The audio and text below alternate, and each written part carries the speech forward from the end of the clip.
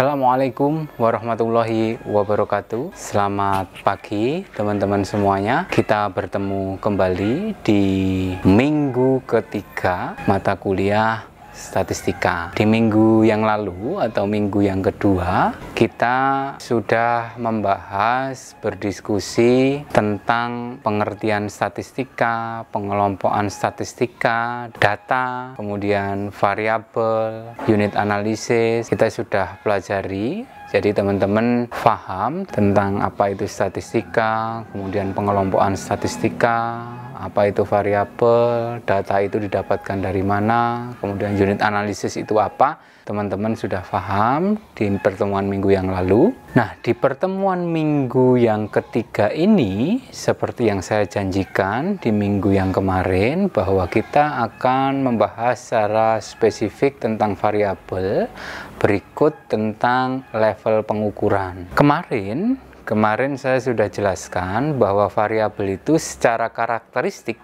itu dibagi menjadi dua macam. Yang pertama adalah variabel kualitatif, kemudian yang kedua adalah variabel kuantitatif. Variabel kualitatif adalah sebuah variabel yang bersifat non-numerik, jadi tidak berangka, istilahnya kan begitu. Kemudian sebaliknya, variabel kuantitatif itu adalah variabel yang bersifat numerik atau berangka.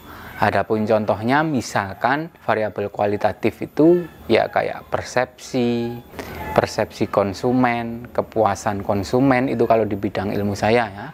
Tapi kalau di bidang ilmu teman-teman, misalkan persepsi istri, kemudian persepsi pernikahan, tingkat kebahagiaan, itu kan variabel-variabel yang sifatnya kualitatif, yang sebenarnya secara esensial, secara murni, itu semua tidak berangka. Nah, kalau contoh yang variabel kuantitatif apa, Pak? Oh, banyak kalau variabel yang kuantitatif. Misal di bidang ilmu saya, misalkan laba bersih perusahaan, utang perusahaan, itu kuantitatif semua karena bersifat angka semuanya.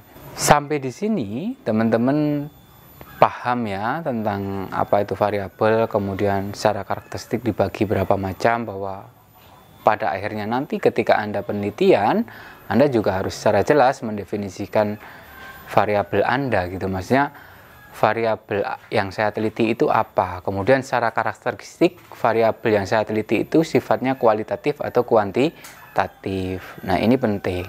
Nah, kalau misalkan Pak, misalkan variabel itu sifatnya kualitatif, tadi Pak Bayu mengatakan bahwa variabel kualitatif itu adalah variabel yang non numerik, secara esensi, secara murni, tidak berangka gitu. Nah, itu bagaimana Pak aplikasi disiplin ilmu statistika? Karena kalau misalkan dia non numerik, tidak berangka, kan nggak bisa dideskripsikan dengan ilmu statistika, yang statistika ini adalah salah satu pendekatan yang bersifat kuantitatif. Nah, maka dari itu teman-teman, di pertemuan ini saya juga akan membahas tentang level pengukuran.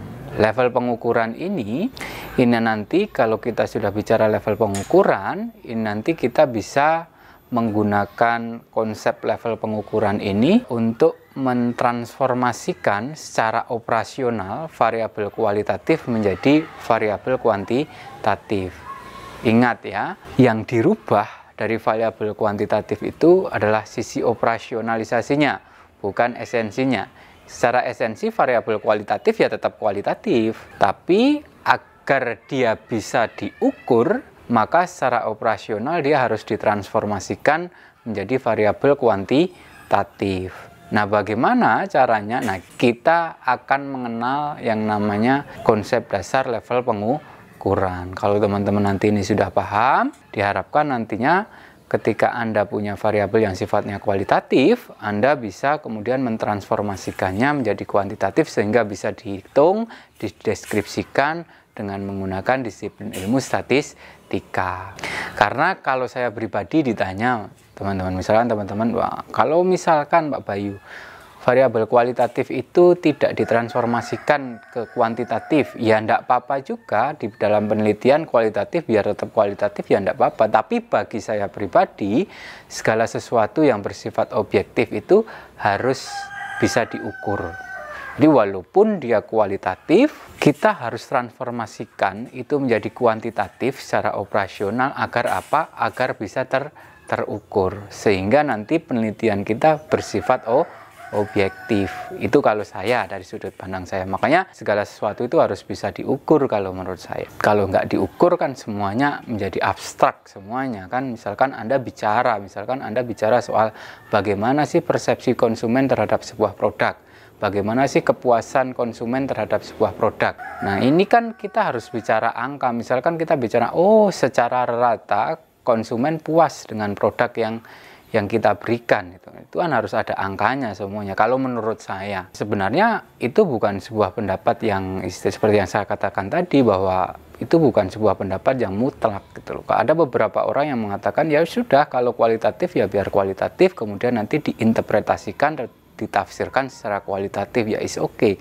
Tapi kalau dari sudut pandang saya, segala sesuatu itu harus bisa diukur biar bersifat objektif, biar jelas, gamblang.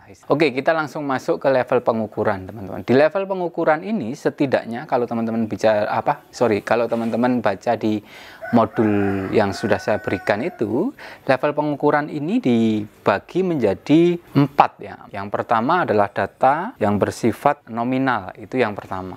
Kalau teman-teman baca di situ, saya menuliskan bahwa data dengan level pengukuran nominal itu adalah sebuah data yang tidak memiliki tatanan atau tingkatan angka secara murni. Jadi data nominal itu secara tataran atau tingkatan tidak memiliki angka secara murni. Maka untuk mengukurnya kita perlu mengklasifikasikannya. Taruh contoh apa misalkan teman-teman? Misalkan kayak gender.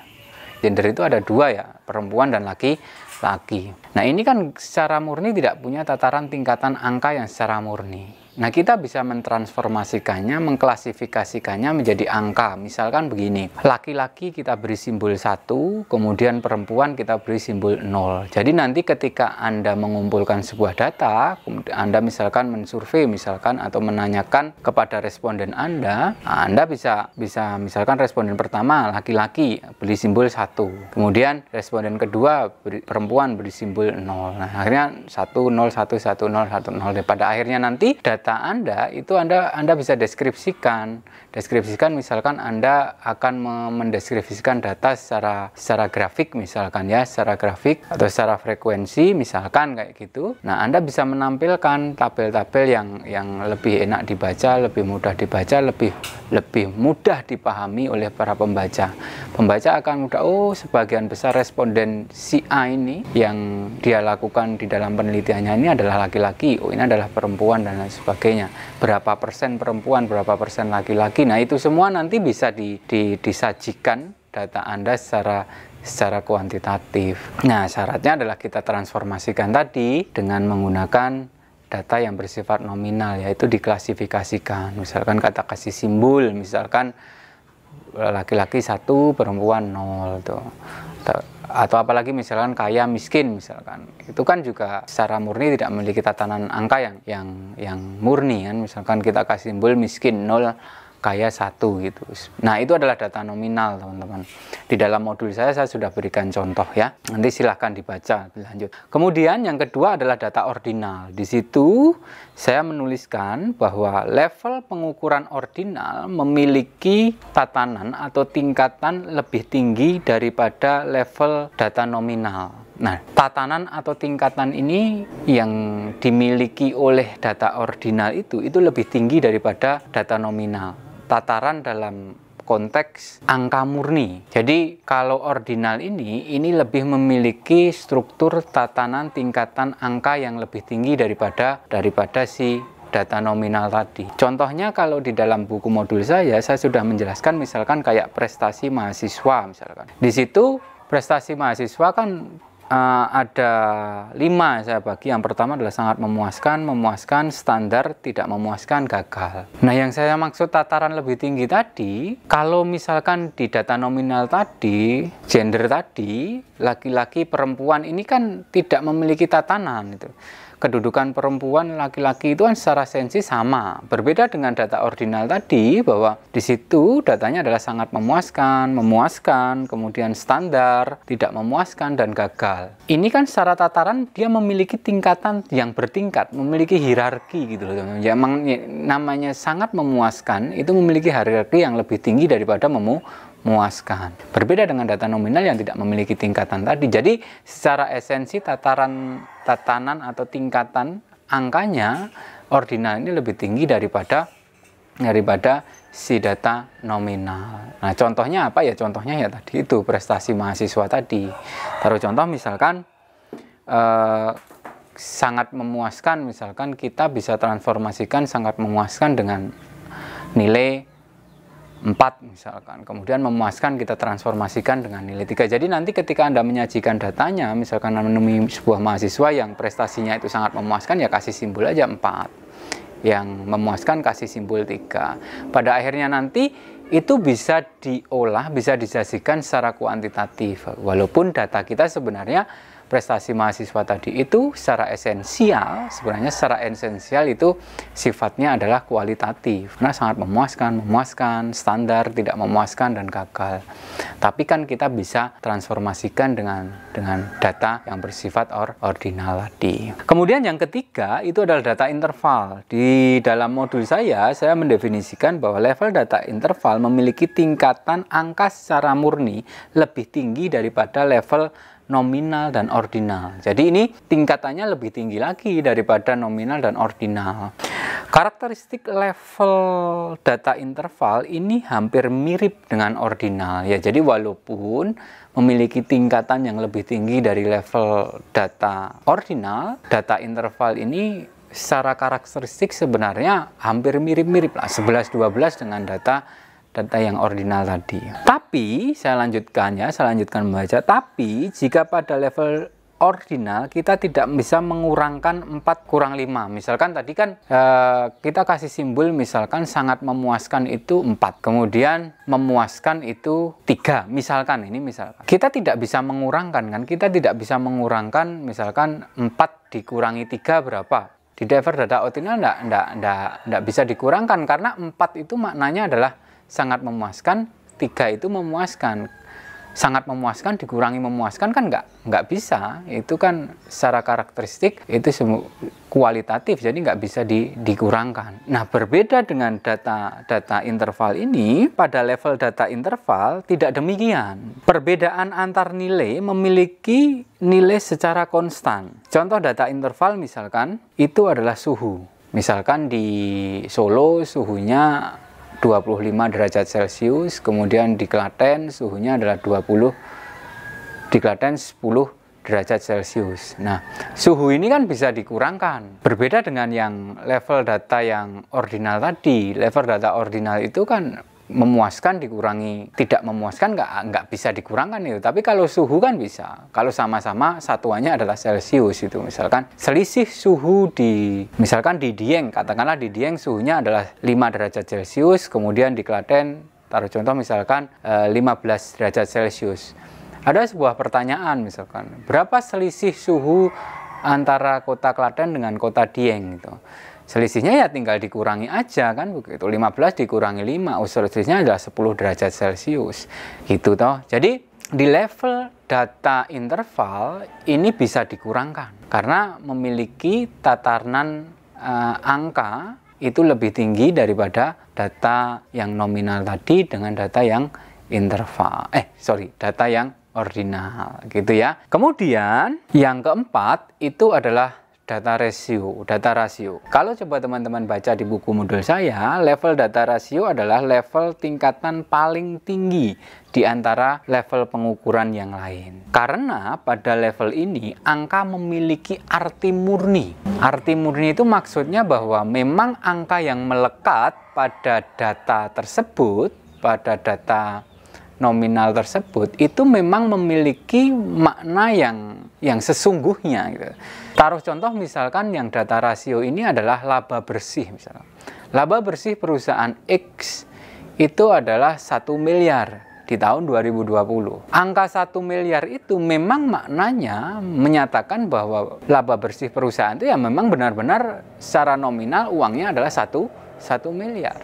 Kemudian apalagi misalkan utang misalkan. Utang itu misalkan utang perusahaan B misalkan pada tahun 2020 berjumlah 500 juta. Angka 500 juta itu memang benar-benar mencerminkan nilai 500 juta. Jadi memang data rasio ini dalam hierarki struktur angka, dia memang tingkatannya lebih tinggi daripada data yang lainnya. Gitu ya teman-teman. Saya pikir teman-teman bisa paham sampai sini. Jadi nanti ketika Anda melakukan penelitian, ketika Anda berhadapan dengan sebuah data, misalkan data Anda bersifat kualitatif, misalkan kayak kepuasan, Anda mau menilai kepuasan pasangan suami istri terhadap layanan KUA misalkan. Nah, kepuasan itu kan variabelnya kualitatif. Itu bisa Anda transformasikan secara operasional menjadi variabel kuantitatif. Nah, itu bisa dengan menggunakan level data ordinal yang sangat memuaskan, tidak memuaskan, kemudian dan sangat tidak memuaskan. Tinggal nanti dikasih simbol, misalkan sangat memuaskan itu 5, misalkan memuaskan itu 4, ya kayak gitulah contohnya. Pada akhirnya nanti di dalam penelitian Anda itu hasilnya bisa disajikan secara kuantitatif. Jadi nanti para pembaca lebih enak bacanya ketika misalkan data-data Anda itu bisa disajikan secara grafik, yang apalagi yang warna-warni dan lain sebagainya, itu kan lebih enak dibaca. Kalau saya pribadi memang lebih suka seperti itu daripada misalkan saya membaca sebuah laporan penelitian yang isinya itu cuma kata-kata dan lain sebagainya. Ya enggak apa-apa, itu enggak apa-apa, tapi kalau dari sudut pandang saya secara subjektif, dari sisi saya secara individu, saya kurang menyukai hal yang seperti itu. Saya lebih enak membaca dengan menggunakan grafik, kemudian ya baik itu diagram batang, kemudian pie chart dan lain sebagainya, atau dengan angka-angka. Itu menurut saya lebih enak untuk dibaca. Gitu ya teman-teman. Hari ini kita bicara soal variabel, kemudian lanjut soal level pengukuran. Minggu depan kita akan secara spesifik membahas tentang deskripsi data, baik itu dengan menggunakan tabel frekuensi, kemudian nanti di pertemuan selanjutnya dengan menggunakan grafik, kemudian pertemuan selanjutnya deskripsi data secara numerik. Itu ya teman-teman semuanya. Nanti seperti biasa, kalau teman-teman kurang paham dengan penjelasan saya, kita bisa berdiskusi di kelas virtual kita.